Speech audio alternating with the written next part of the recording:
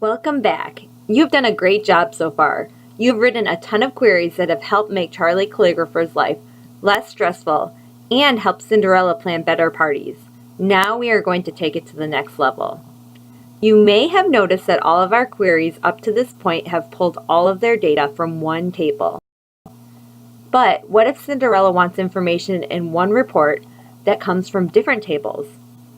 In the previous lesson, our solution would have been to write the query, review the results, and then write another query, maybe with conditions based on the results.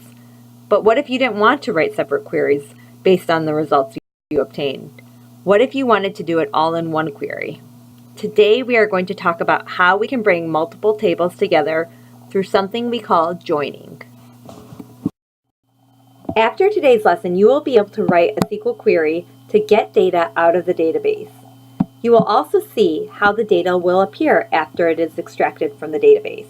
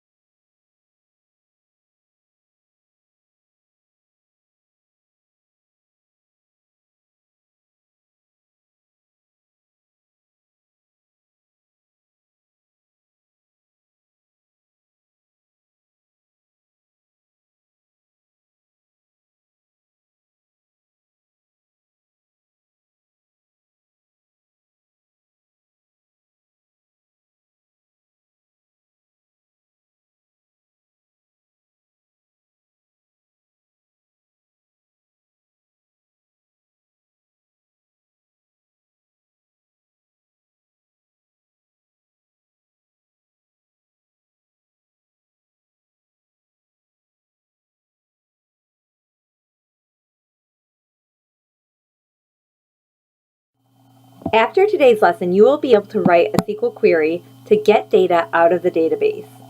You will also see how the data will appear after it is extracted from the database.